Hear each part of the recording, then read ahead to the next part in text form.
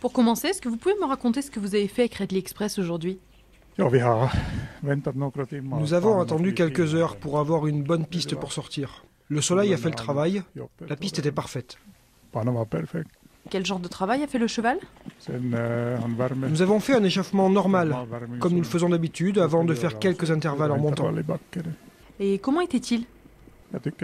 Je suis satisfait, il commence à trouver la forme. Notre objectif est qu'il soit au top pour dimanche. Concernant le prix de Belgique, il y a eu quelques hésitations quant au fait qu'il court ou non. Le premier plan était de faire comme l'année dernière, non?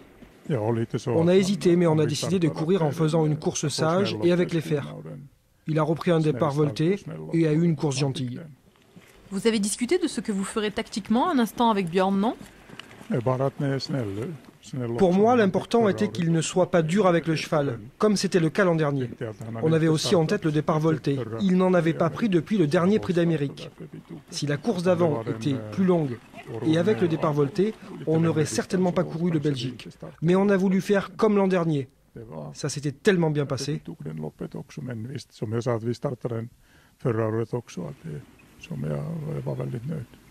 J'ai entendu que vous aviez tout prévu dans cette course et que vous aviez même dessiné le déroulement de course, c'est bien ça? C'était sur le ton de la rigolade, évidemment. Qu'est-ce qu'il y avait sur ce dessin? C'était une façon de se détendre, on a dessiné les pistes et la tactique qu'on allait emprunter. Et ça s'est bien passé. Et ça s'est passé comme vous l'aviez prévu? Oui, et je pense que Björn est déjà en train d'étudier la prochaine. Est-ce que vous avez changé quelque chose après cette course? Non. Donc tout va comme prévu? Oui, tout va comme prévu. Vous connaissez le cheval par cœur, qu'est-ce que vous cherchez pour ces derniers travaux? Jusque-là, il a surtout fait beaucoup de fond. Maintenant, j'ai envie de sentir qu'il arrive au top de sa forme, qu'il prend un peu de vitesse, qu'il soit vif. Il ne suffira pas de suivre et d'accélérer comme un diesel. Dimanche, il faut qu'il soit une essence, une Ferrari. Nous connaissons peu d'entraîneurs qui savent viser une course comme vous savez le faire à l'écurie. C'est ce que vous faites avec les critériums, les derbies aussi. Et ça marche puisqu'ils gagnent exactement ce que vous avez visé. Alors comment prépare-t-on une seule course? On y pense à longueur de temps à cette course? Il ne suffit pas de se mettre à préparer la course au dernier moment, d'affûter juste avant. Il faut voir sur le long terme, préparer pendant des mois. Il faut avoir le bon cheval, choisir les bonnes courses par rapport aux capacités du cheval. Je ne vais pas chercher à préparer une course qui ne va pas avec sa capacité. Il faut que je sente que le cheval a les moyens de, par exemple, remporter un critérium pour que je commence à le préparer. Il faut avoir plusieurs plans sur le long terme et un peu plus court. Il faut savoir combien de courses, combien de travail le cheval a besoin avant. Il faut qu'il ait appris et qu'il acquiert un peu d'expérience en premier. En Suède, il faut se qualifier pour les belles courses. Il faut être bon dans la qualificative, mais meilleur dans la finale. Il faut être près du meilleur niveau dans la qualificative, mais pas l'atteindre encore. Il faut que le cheval ait envie de courir, qu'il soit heureux, qu'il garde un peu de fraîcheur et qu'il soit bien en forme ensuite.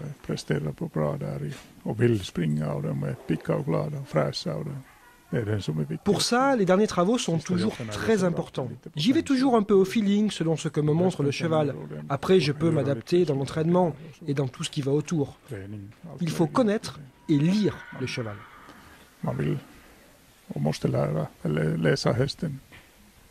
Vous trouvez qu'il est différent cette année par rapport à l'année dernière à Vincennes?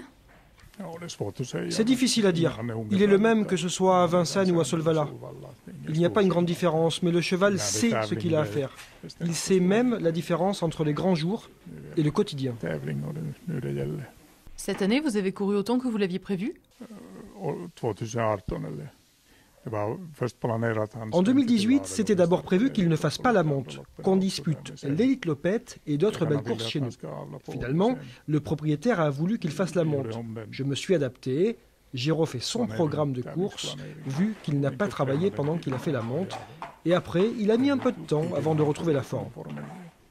Mais ça a eu un impact sur votre travail en tant qu'entraîneur? Ça a changé votre façon de travailler? C'est certainement l'un des premiers en Suède qui fait la monte et qui court en même temps, dès la fin de sa saison de 3 ans. Ce n'était pas arrivé avant. Certains ont sailli quelques juments mais n'ont pas fait la saison complète.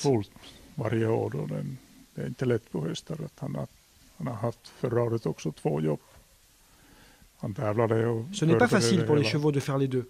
Il a couru, on a préparé l'hiver, puis il a couru ici, puis il a fait la monte, et après, il a fallu enchaîner en Suède. Il gère ça de façon fantastique.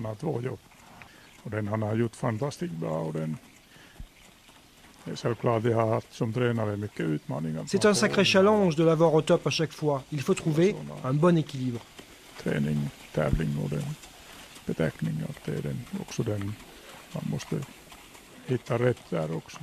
Qu'est-ce qui vous a plu aujourd'hui avec le cheval? Le plus important est qu'il soit souple, frais, qu'il ait le moral. Si le cheval n'est pas sain, il ne veut pas se donner et récupère mal.